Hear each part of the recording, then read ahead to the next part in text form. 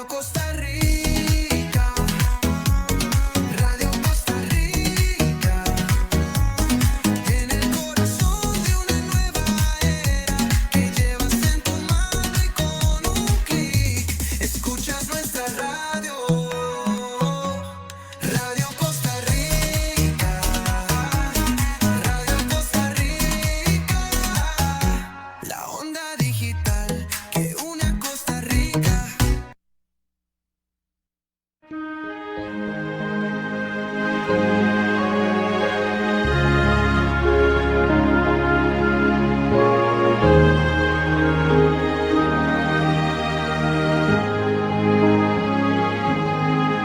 En el monte Calvario estaba una cruz, emblema de afrenta y dolor.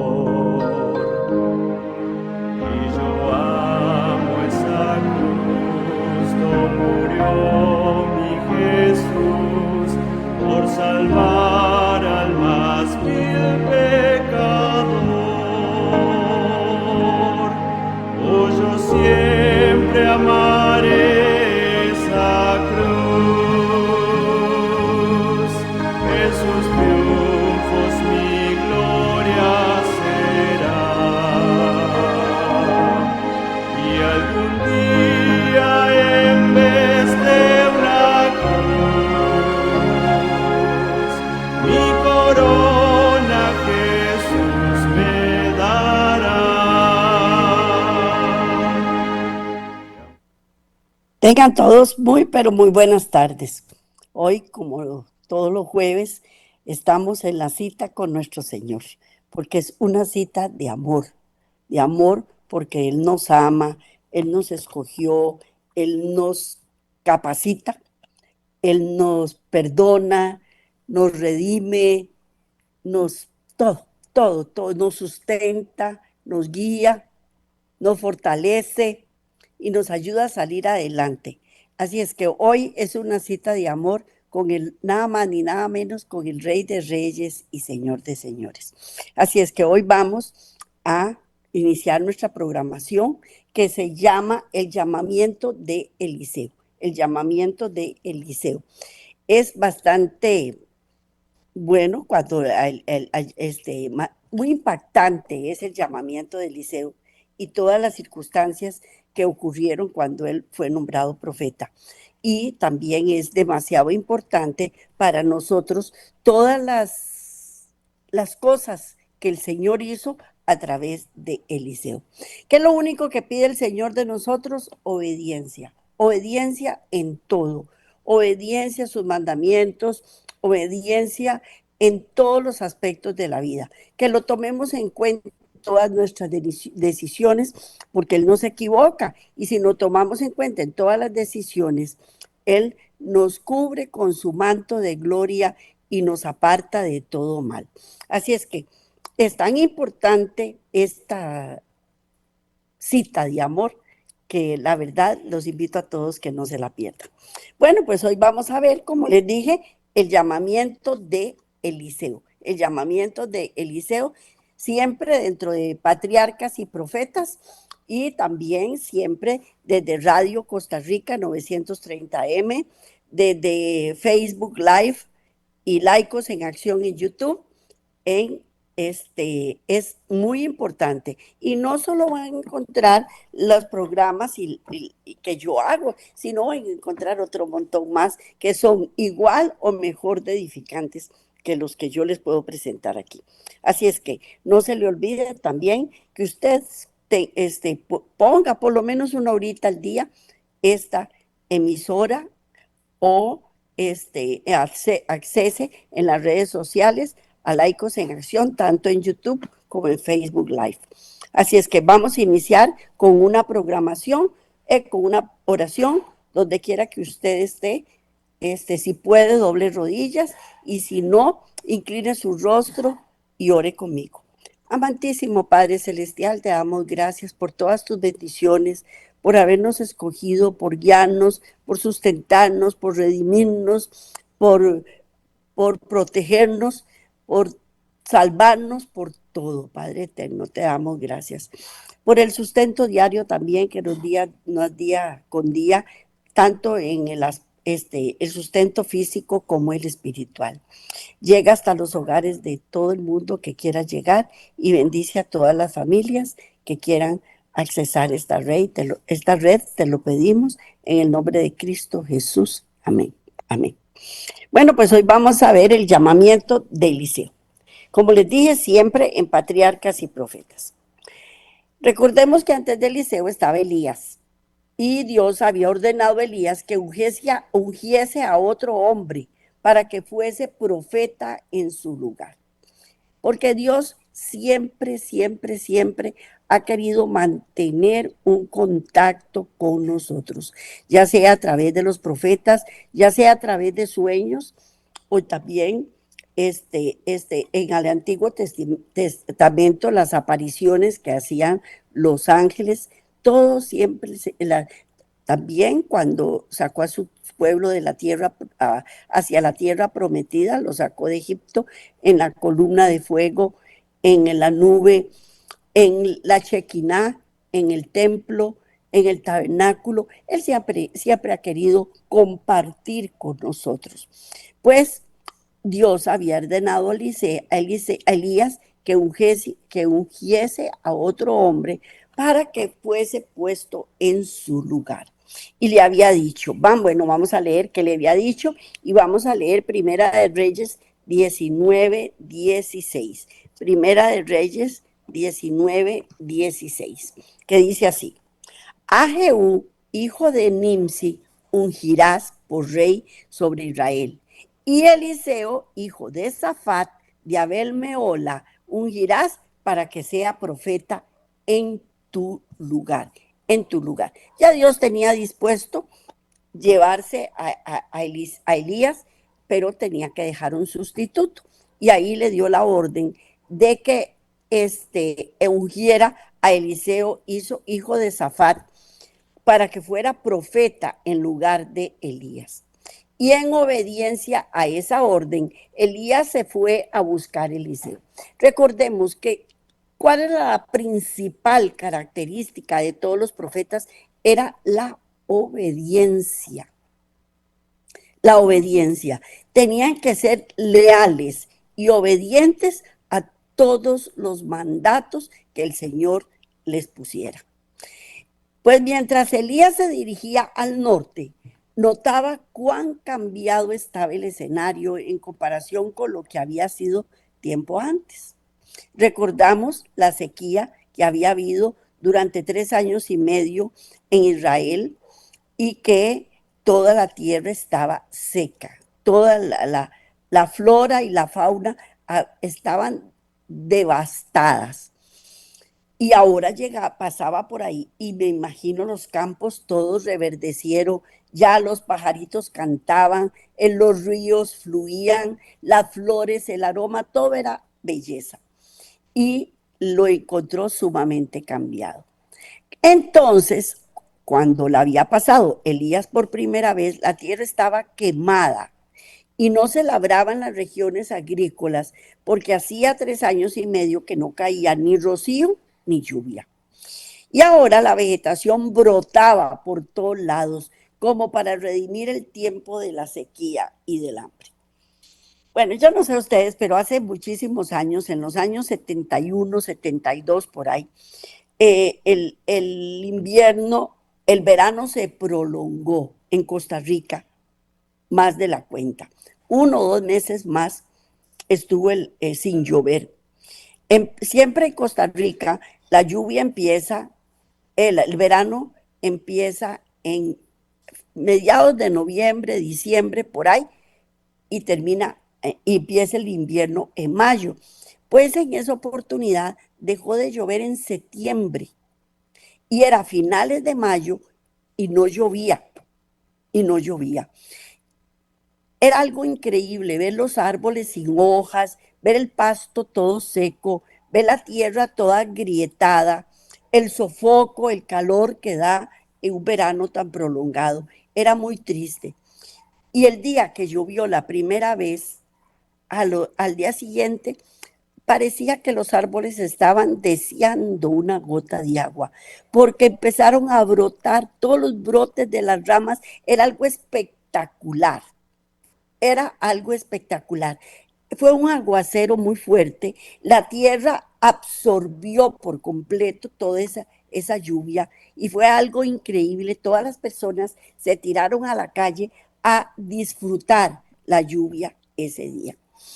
Pues eso me imagino que fue lo que pasó y peor en ese tiempo, porque aquí fue 2 meses que se atrasó el invierno, pero ahí fueron 3 años y medio. Pues en la quietud de la vida en el campo, bajo la enseñanza de Dios y de la naturaleza, gracias a la disciplina y al trabajo útil, adquirió hábitos de sencillez y de obediencia a sus padres y a Dios. Estamos hablando de Eliseo. Eliseo era un agricultor rico, él venía de una familia adinerada. Su familia se contaba entre los que no habían doblado rodillas ante Baal en un tiempo de apostasía universal. En su casa se honraba a Dios y la obediencia a la fe del antiguo Israel era la norma de la vida diaria. En tal ambiente habrían transcurrido los primeros años de Eliseo, en la quietud de la vida del campo, bajo la enseñanza de Dios, de la naturaleza, y gracias a la disciplina y al trabajo útil, adquirió hábitos de sencillez, de obediencia a sus padres y a Dios, que contribuyeron a hacerlo idóneo para el alto puesto que había de ocupar más tarde. En una oportunidad, a mí me dijeron que la obediencia, el espíritu de obediencia lo da el Señor. Y era Eliseo, tenía un espíritu de obediencia. Cuando nosotros queramos que nuestros hijos sean obedientes, pidámoselo a Dios, Él se las da. Doblemos rodillas delante del Señor y pidámosle que nuestros hijos sean obedientes.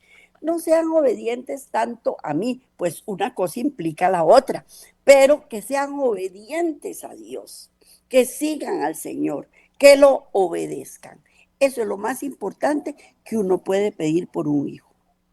Pues llegó el llamamiento profético a Eliseo, mientras que con los criados de su padre estaba arando en el campo. Se había dedicado al trabajo que tenía más a mano. Poseía capacidad para ser dirigente entre los hombres y la mansedumbre de quien está dispuesto a servir. Recordemos que estas personas que son dueños de fincas tienen muchos empleados, muchos criados tienen y los tienen que mandar para que hagan la labor que tienen que hacer. Pues me imagino que el papá de Eliseo lo ponía a él a hacer esa labor de organizar el trabajo del campo, de que los empleados le hicieran caso a Eliseo, le obedecieran, que cumplieran con sus labores. Y él tenía ese don que le había dado Dios y la experiencia. Él poseía la capacidad para ser dirigente entre los hombres y además tenía la mansedumbre de quien está dispuesto a servir. Dotado en un espíritu tranquilo y amable, era sin embargo enérgico y firme. Era enérgico y firme. Él ordenaba a sus empleados con autoridad, pero a la vez era bondadoso y era firme en sus decisiones. Manifestaba también integridad y fidelidad, así como amor y temor de Dios. Y en humilde cumplimiento del trabajo diario, adquirió una fuerza y nobleza de carácter. Era noble, pero también tenía su carácter fuerte, ¿verdad? Es que la gente piensa que tener un carácter fuerte es ser malcriado y ofender y gritar. Y no, tener un carácter fuerte es saberse dominar. Saber decir no cuando es no y decir sí cuando es sí. Eso es tener un carácter enérgico y firme. Y él manifestaba integridad y fidelidad, pero también así manifestaba amor y temor de Dios. Y en humilde cumplimiento del trabajo diario adquirió fuerza y nobleza de carácter, mientras crecía constantemente en gracia y conocimiento. Al cooperar con su padre en los deberes del hogar, aprendía a cooperar con Dios. Por eso también es muy importante poner a los hijos que cooperen en las labores de la casa, porque ellos están en ese momento aprendiendo no solo la limpieza y el orden de la casa, sino que están aprendiendo a distribuir el tiempo, están aprendiendo a manejar una casa, están aprendiendo a ser responsables, considerados. Son un montón de cosas que se aprenden cuando uno enseña a los hijos a cooperar con el hogar. Y lo más importante de todos es aprender a cooperar con Dios. Por su fidelidad en las cosas pequeñas, Eliseo se estaba preparando para cumplir otros cometidos mayores, porque la misma palabra de Dios lo dice: si en lo poco me eres fiel, en lo mucho te bendeciré. Y él era fiel. Y en ese momento estaba Dios preparándolo para cumplir con cometidos mayores. Y día tras día, por la experiencia, por la práctica, adquiría idoneidad para una obra más amplia y elevada. Aprendía a servir, porque esa es otra de las cosas importantes que tenemos que aprender, a servir, porque la mayor parte de las personas solo quiere que les sirvan. Y es demasiado importante aprender a servir. ¿Por qué? Porque al aprender esto, aprendía también a dar instrucciones y a dirigir. Cuando yo quiero solo que me manden, yo no sé ni dar instrucciones ni dirigir, porque quiero que me lo traiga de una vez, que me lo haga, que es para allá, etcétera, etcétera, que las personas autoritarias. Pero cuando uno sabe hacer las cosas y sabe lo que cuestan, uno sabe también y aprende también a dar instrucciones y a dirigir. ¿Por qué? Porque uno sabe cómo se hacen las cosas y uno sabe cómo enseñarle a la otra persona a que me la haga como a mí me gusta, como yo quiero, como debe de ser. Pero a la misma vez estamos aprendiendo ¿cómo se llama? A tener humildad, a tener compasión por las personas que hacen las cosas, porque uno sabe lo que cuesta hacer lo que yo estoy pidiendo que me hagan. Cada acto de la vida es una revelación del carácter, y únicamente aquel que en los deberes pequeños demuestra ser obrero, que no tiene que avergonzarse, puede ser honrado por Dios con una invitación a prestar un servicio más elevado. El que sabe es el que manda. El que sabe es el que manda. O, veámoslo de otra forma, el que manda es el que sabe. ¿Por qué? Porque sabe cómo se hacen las cosas y sabe cómo solicitarlas. Y vamos a leer 2 de Timoteo 2:15. 2 de Timoteo 2:15, que dice así: procura con diligencia presentarte a Dios aprobado, como obrero que no tiene de qué avergonzarse, que usa bien la palabra de verdad. De verdad. ¿Por qué? Porque Dios sabe todas las cosas y Él sabe cómo hacer las cosas, cómo pedirlas. Y una de las cosas más importantes que Dios sabe es que yo tengo la capacidad para hacer lo que Él me está solicitando que yo haga. Y no me tengo que avergonzar. Y lo primero que tengo que usar bien es la palabra de Dios. Ah, no, que la religión dice que no. Ah, no, que los mandamientos fueron cambiados, pero es por la tradición que yo cumplo. No, la palabra de Dios no puede ser cambiada, y menos sus leyes, ¿verdad? El que considera que no tiene importancia la manera en que cumple las tareas más pequeñas, demuestra que no está preparado para un puesto de más honra. Si yo no hago las cosas mínimas, menos voy a hacer las cosas que más cuestan. Y puede considerarse muy competente para encargarse de los deberes mayores, pero Dios mira más bien el hondo de lo que está en la superficie. Y Él me mide no de acuerdo a mi capacidad para hacer las cosas, porque Él siempre nos instruye para hacer las cosas, sino que Él mide mi obediencia. ¿De qué soy yo capaz de hacer? Él lo sabe, pero Él quiere mi obediencia y que yo haga las cosas cuando Él dice y como Él dice. Porque yo las puedo hacer porque Él me lo dijo, pero las hago a mi manera. No, tiene que ser como Él dice, ¿verdad? Cada acto de la vida es una revelación del carácter y tengo que aprender. Puede considerarse muy competente, pero no, lo más competente es obedecer, obedecer. Y después de la prueba que escrita esta sentencia contra él, pesado has sido en balanza y fuiste hallado falto.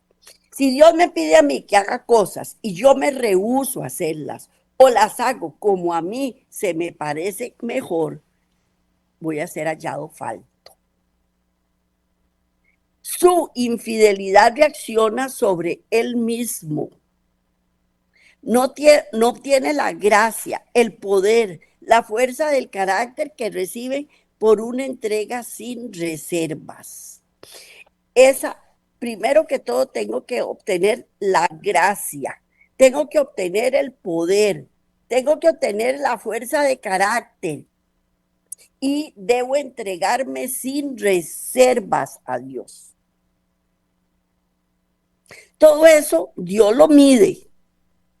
Y Él está observándonos y viéndonos qué hacemos y qué no hacemos y cómo lo hacemos también.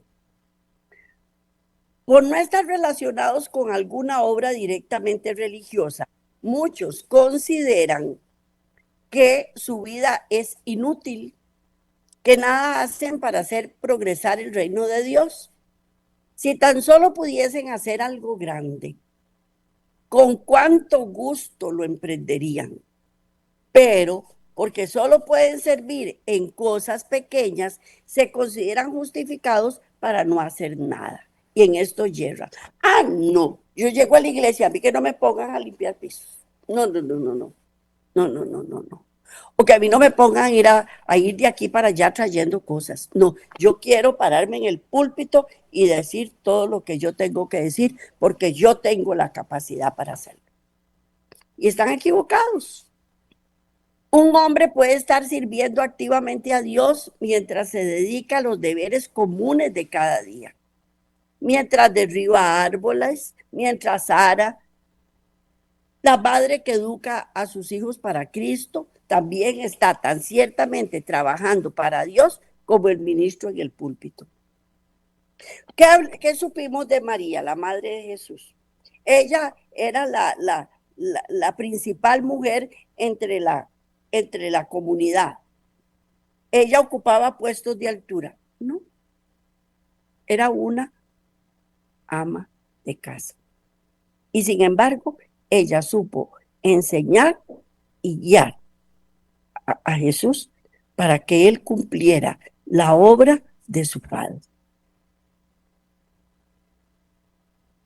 No interferir tampoco. Ella no interfirió en que Cristo no debía hacer eso, que debía de ir a la sinagoga a aprender, que debía hacer tales y cuales cosas. No, ella lo dejó a la voluntad del Padre, para que él pudiera tener también comunicación con Dios y hacer las cosas como tenía que hacerlas. Muchos sienten el anhelo de poseer algún talento especial con que hacer una obra maravillosa, y mientras pierden de vista los deberes que tienen en la mano, cuyo cumplimiento llenaría la vida de fragancia. Ejecuten los padres los deberes que se encuentran diariamente en su camino. El éxito no depende tanto del talento como de la energía y la buena voluntad. Muchas veces las labores de la casa o las labores del campo también son muy pesadas. Hay labores que son muy cansadas de hacer y uno no quiere hacerlas. Y uno piensa, ¿qué les estoy enseñando a mis hijos? No, les está enseñando a un trabajo rudo, fuerte y a salir adelante.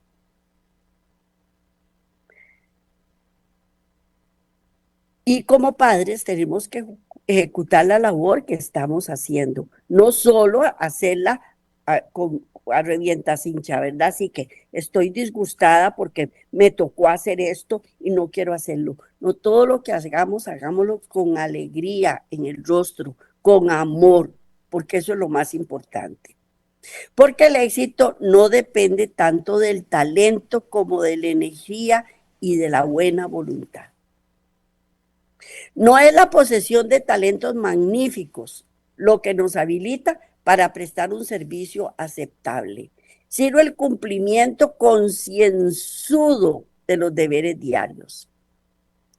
El espíritu contento, el interés sincero y sin afectación para el bienestar de los demás. En la suerte más humilde puede hallarse verdadera excelencia. Las tareas más comunes realizadas con fidelidad impregnada de amor son hermosas a la vista de Dios. Todo lo que yo haga tengo que hacerlo con amor, con esfuerzo, con dedicación, como si fuera para Dios. Eso es lo que tenemos que hacer. Pero todo el tiempo nos estamos quejando, tanto que tengo que hacer. Yo no quiero hacerlo, estoy cansado, solo a mí me toca. ¿Por qué yo?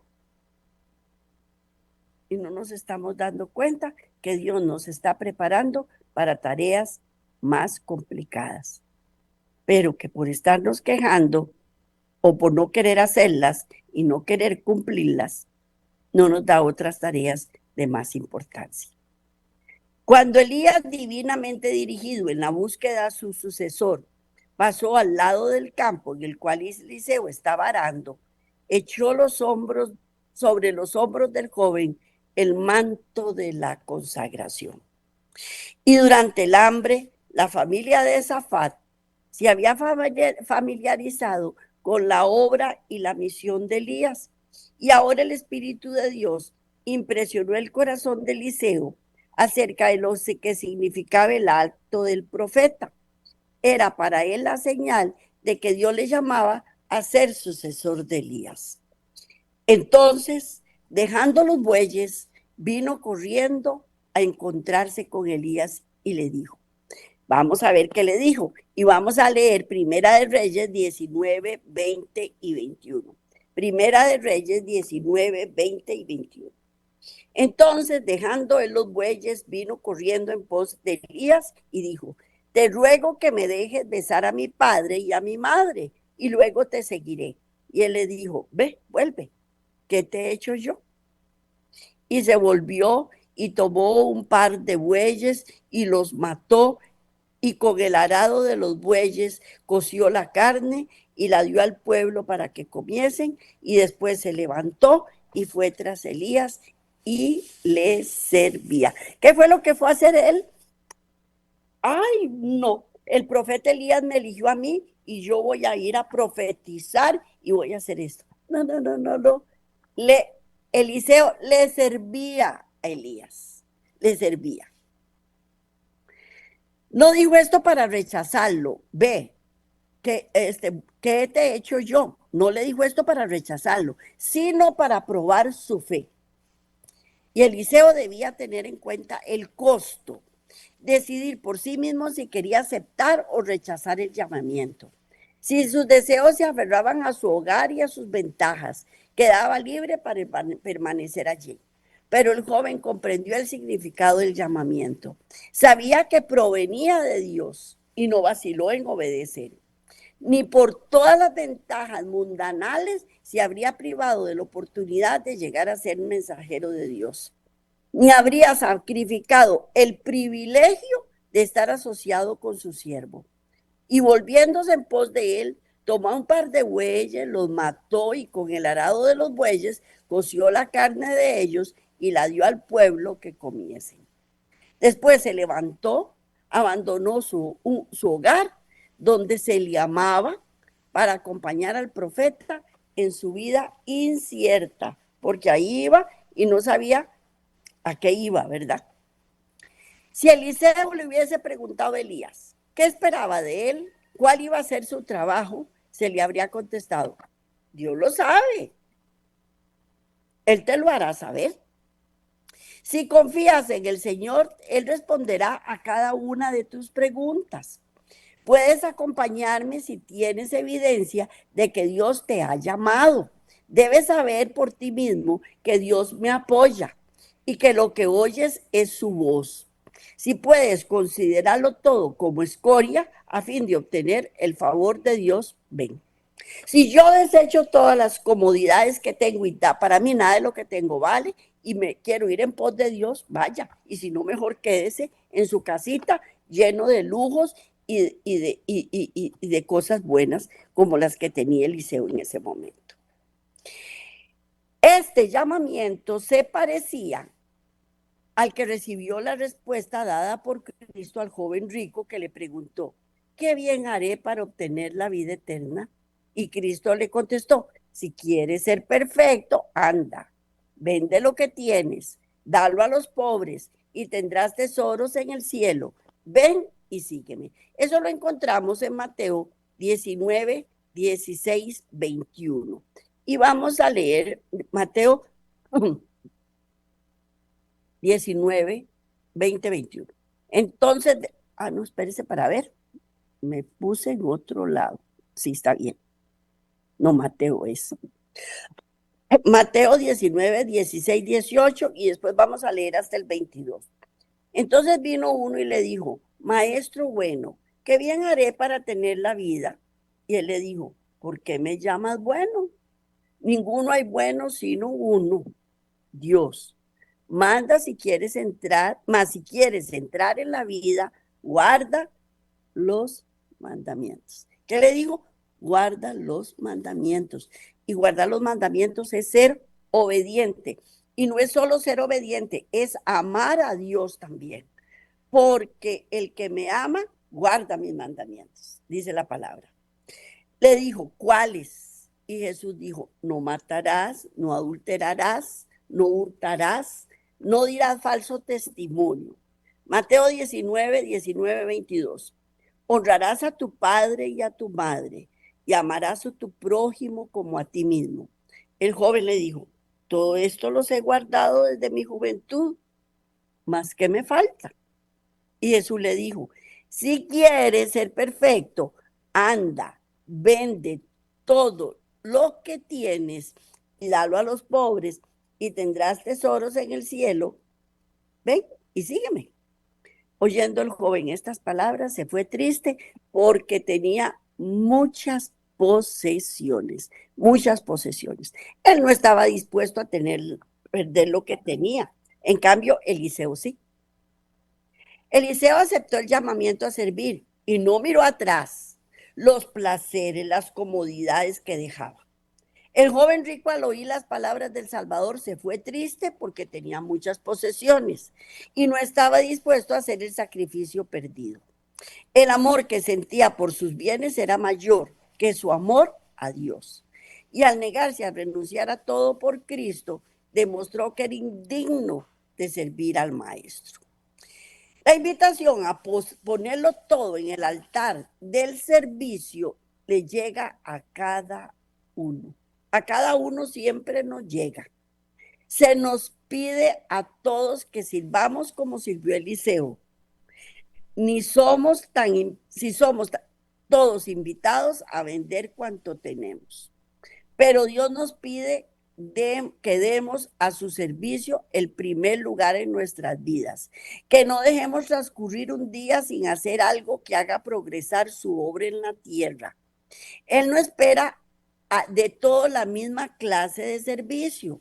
Uno puede ser llamado al ministerio en una tierra extraña, otro se le pedirá tal vez que dé de sus recursos para sostener la obra del evangelio. Dios acepta la ofrenda de cada uno. Lo que resulta necesario es la consagración de la vida de todos sus intereses. Los que hagan esta consagración oirán el llamamiento celestial y le obedecerán. Entonces yo me pregunto, ¿estamos dispuestos a dar todo lo que tenemos por Cristo y seguirlo? Porque vamos a ser llamados en cualquier momento. A cada uno de los que lleguen a participar de su gracia, el Señor indica una obra que ha de hacer en favor de los demás. Individualmente debemos de levantarnos y decir, heme aquí, envíame a mí. Sea que uno sirve como ministro de la palabra o como médico o como negociante o agricultor o profesional o mecánico, la responsabilidad descansa sobre él. Su obra es revelar a otros el evangelio de su salvación. Y cada empresa a la cual se dedique debe ser un medio hacia este fin. Hagamos lo que hagamos, tenemos que servirle a Dios. Y ese es el llamado. Pero de ahí, ¿cómo si yo estoy haciendo un mueble? ¿En qué estoy sirviendo a Dios? Bueno, de alguna manera le estoy sirviendo. El Señor sabrá cómo utilizar ese mueble. Y lo que en el principio se requería de Eliseo no era que él llegara a hacer obras más grandes que Elías, pues los deberes comunes seguían constituyendo su disciplina. Se dice que derramaba agua sobre las manos de Elías, su maestro. Estaba dispuesto a hacer cualquier cosa que el Señor le indicase y en cada caso aprendía lecciones de humildad y de servicio. Como ayudante personal del profeta, continuándose fiel en las cosas pequeñas, mientras que con un propósito que se iba fortaleciendo con el transcurso de cada día, se dedicaba a la misión de Dios que él le había señalado. Él fue a servir en ese momento a Eliseo, porque estaba siendo probado, estaba siendo enseñado. Y la vida de Eliseo, después de que se unió a Elías, no fue exenta de tentaciones tampoco. Tuvo muchas pruebas, pero en toda emergencia confió en Dios. Estuvo tentado a recordar el hogar que había dejado, pero no puso atención a esto. Habiendo puesto la mano en el arado, estaba resuelto a no volver atrás y a través de pruebas y tentaciones demostró que era fiel a su cometido. Es que uno piensa que esas personas eran seres superfluos, que no tenían tentaciones ni tenían nada. No, eran personas como usted y como yo, sometidas a tentaciones. El ministerio abarcaba mucho más que la predicación de la palabra. Significaba preparar a los jóvenes como Elías preparó a Eliseo. Es decir, arrancarles de sus deberes comunes para asignarles en la obra de Dios responsabilidades que son pequeñas al principio, pero que aumentarán a medida que ellos adquieran fuerza y experiencia.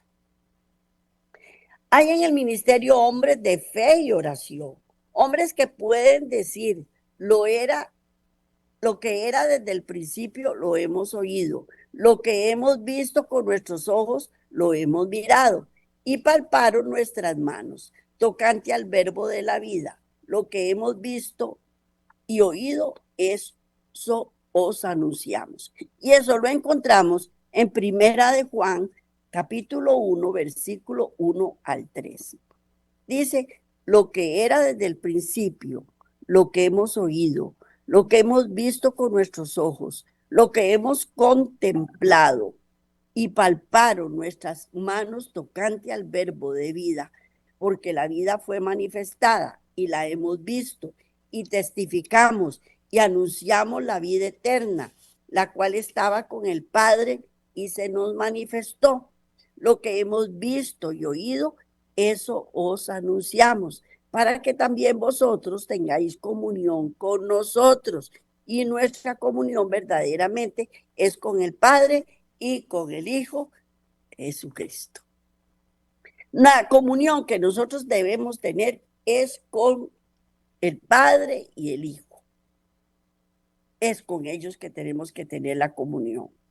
No es con ningún jefe, ni es con nadie. Es con Dios y con su Padre. Es con su Hijo. Así es que eso es lo que tenemos que hacer. Los obreros jóvenes e inexpertos deben ser preparados por el trabajo realizado en relación con estos experimentados siervos de Dios y así aprenderán a llevar cargas. Los que se dedican a dar esta preparación a los obreros jóvenes prestan un servicio noble. El Señor mismo coopera con sus esfuerzos y los jóvenes a quienes se dirigieron las palabras de consagración y se otorga el privilegio de asociarse con obreros fervorosos y piadosos, deben aprovechar en todo lo posible las oportunidades. Yo siempre he dicho, las oportunidades son del que las aprovecha. Dios los honró al elegirlos para servirles y colocarlos donde puedan adquirir mayor idoneidad para Él. Deben ser humildes, fieles y obedientes y dispuestos a sacrificarse.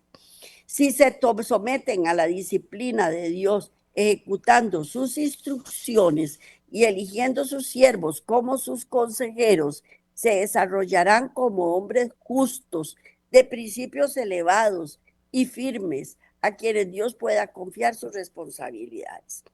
Debemos también, como jefes, cuando nos toca ya ser jefes, tenemos que tener cuidado cómo tratamos a los subalternos, cómo les enseñamos y qué les enseñamos.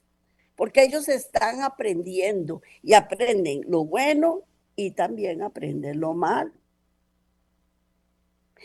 Y mientras se proclame el Evangelio en toda su pureza, habrá hombres que serán llamados al arado.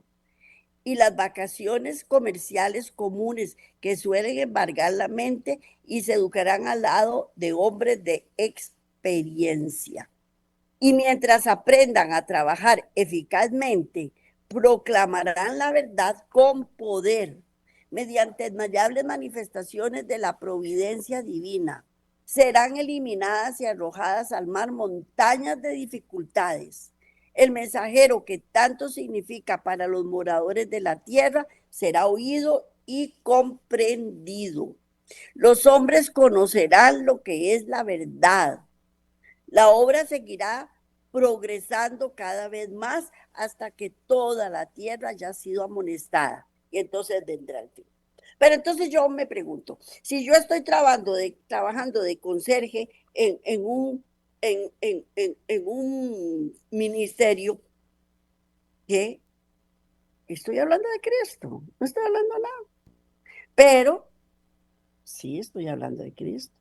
Si yo hago mi trabajo a cabalidad, si no me presto para hacer cosas corruptas y un montón de cosas que no debo de hacer, estoy hablando de Cristo. Y lo estoy poniendo en alto. Y durante varios años después del llamamiento de Eliseo, él y Elías trabajaron juntos. De modo que el hombre más joven iba adquiriendo diariamente mayor preparación para su obra. Elías había sido usado por Dios para destruir males gigantescos.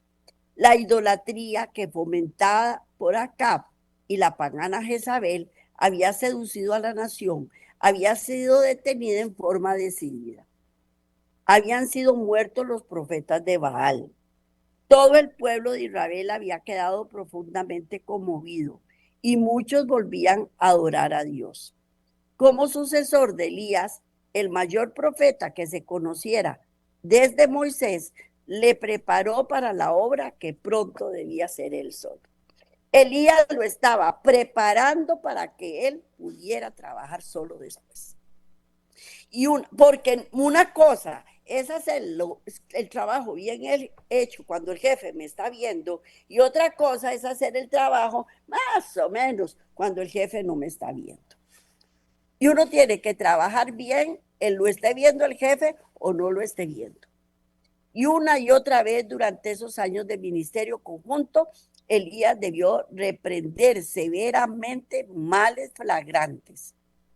Cuando el impío Acab se apoderó del viñedo de Nabot, fue la voz de Elías que profetizó su condenación y la de toda su casa. Cuando Cosías, después de la muerte de su padre Acab, despreció al Dios viviente y se dirigió a Baal-Zebub, Dios de Cron, fue la voz de Elías la que se oyó una vez más en ardiente protesta. Las escuelas de los profetas establecidas por Samuel habían caído en decadencia durante los años de apostasía que hubo en Israel. Elías estableció estas escuelas y tomó medidas para que los jóvenes pudieran educarse en forma que los indujese a magnificar y honrar a la ley. En el relato se mencionan 3 de estas escuelas. Una estaba en Gilgal, otra estaba en Betel y otra estaba en Jericó. Y precisamente antes que Elías fuese arrebatado al cielo, visitó con Eliseo estos centros de educación. El profeta de Dios repitió entonces las lecciones que le había dado en visitas anteriores. Instruyó especialmente a los jóvenes acerca de su alto privilegio de mantenerse lealmente fieles al Dios del cielo. También grabó en su mente la importancia que tenía que dejar que la sencillez caracterizara todo el detalle de su educación. Y solamente así podrían recibir la impresión celestial y salir a trabajar en los caminos del Señor. El corazón de Elías quedó alterado al ver él lo que lograban esas escuelas. La obra de reforma no había terminado, pero en todo el reino podía verse que se verificaba la palabra del Señor.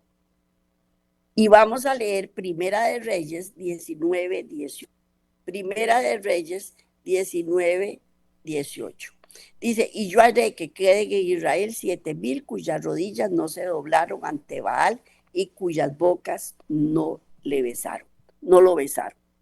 Mientras Eliseo acompañaba al profeta en su gira de servicio de una escuela a la otra, su fe y su resolución fueron probadas una vez más.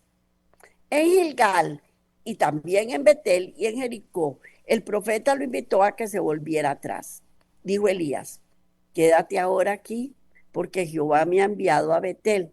Pero en su tarea anterior, al guiar el arado, Eliseo había aprendido a no cejar ni a desalentarse. Y ahora que había puesto la mano al arado en otro ramo del deber, no iba a dejarlo se desviar de su propósito. No quería separarse de su maestro mientras hubiese oportunidad de adquirir mayor preparación para servir. Y aunque Elías no lo sabía, la revelación de que iba a ser trasladado había sido comunicada a los discípulos en las escuelas de los profetas y en particular Eliseo. De manera que el probado siervo del hombre de Dios se mantuvo a su lado. Cada vez que le invitó a regresar, dio esta respuesta. Vive Jehová y vive tu alma, que no te dejaré. Entonces fueron ambos a 2, y esas 2 se separaron, se fueron los 2 juntos y se pararon junto al Jordán. Y tomando Elías su manto, lo dobló e hirió las aguas, las cuales se apartaron a uno y a otro lado y pasaron en seco. Y como hubieron pasado Elías, dijo Eliseo, pide lo que quieras que haga por ti antes que sea quitado de contigo. Y Eliseo no solicitó honores mundanales, ni ningún puesto elevado entre las grandes de la tierra. Lo que la necesitaba era una gran medida del Espíritu de Dios que se había sido otorgado tan liberalmente al que estaba a punto de ser honrado por la traslación. Sabía que nada que no fuese el Espíritu se había descansado sobre Elías y podría ser lo idóneo para ocupar en Israel el lugar al que Dios le había llamado. De modo que le pidió, ruego que tenga yo una doble porción de tu espíritu. En respuesta a esta petición, Elías le dijo, cosa difícil has pedido. Si me vieras cuando fuera quitado de ti, te será así hecho, mas si no, no. Y aconteció que yendo ellos hablando, he aquí un carro de fuego con caballos de fuego apartó a los dos. Elías subió al cielo en un torbellino. Eso lo encontramos en Segunda de Reyes, capítulo 2, versículos del 1 al 11. Yo aquí no se los puedo leer todos porque no me alcanza el tiempo.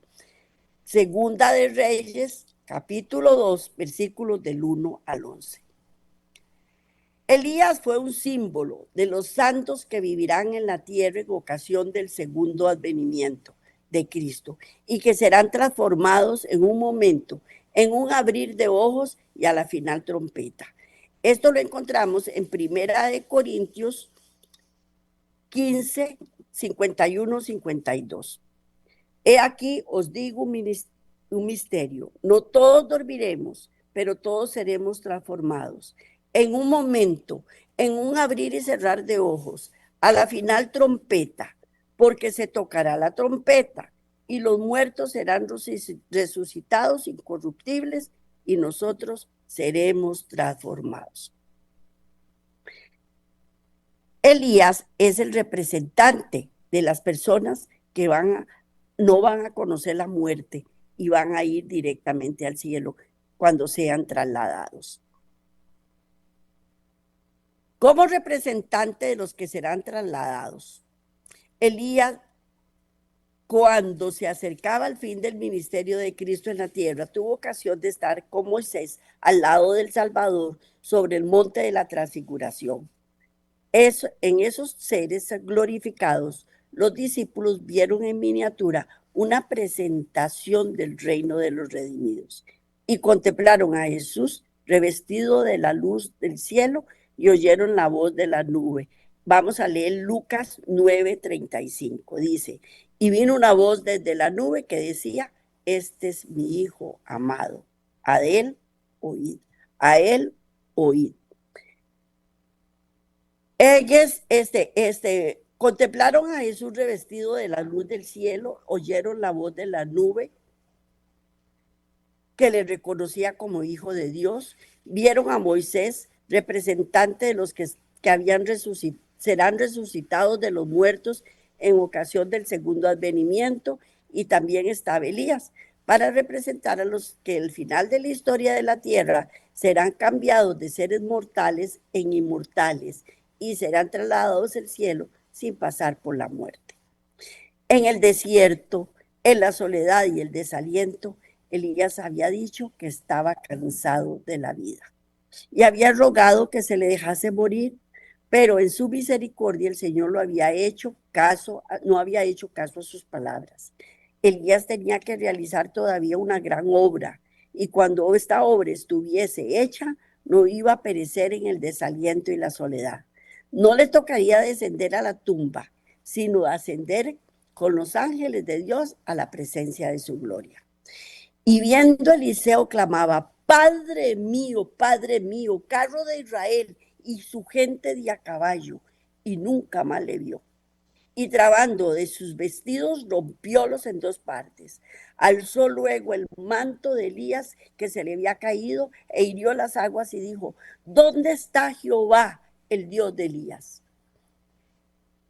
Y así que hubo del mismo modo herido las aguas, apartáronse a uno y a otro lado y pasó Eliseo.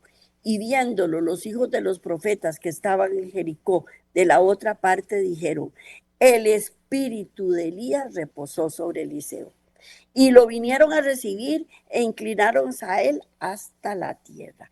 Eso lo encontramos en Segunda de Reyes 2:15. 12:15. Segunda de Reyes 2:12-15. Viéndolo, Eliseo clamaba: Padre mío, carro de Israel y su gente de a caballo. Y nunca más le volvió a ver. Y tomando sus vestidos, los rompió en dos partes. Alzó luego el manto de Elías que se había caído y volvió y se paró a la orilla del Jordán. Y tomando el manto de Elías que se le había caído, golpeó las aguas y dijo: ¿Dónde está Jehová, el Dios de Elías? Y así que hubo golpeado el mismo modo de las aguas, se apartaron a uno y a otro lado, y pasó Eliseo. Y viéndolo los hijos de los profetas que estaban en Jericó al otro lado, dijeron: el espíritu de Elías reposó sobre Eliseo, y vinieron a recibirle y se postraron delante de él. Cuando en la providencia el Señor ve conveniente retirar de su obra a aquellos a quienes dio sabiduría, sabe ayudar y fortalecer a sus sucesores, con tal que ellos esperen auxilio de él y anden en sus caminos. Hasta pueden ser más sabios que sus predecesores, porque pueden sacar provecho de su experiencia y adquirir sabiduría de sus errores.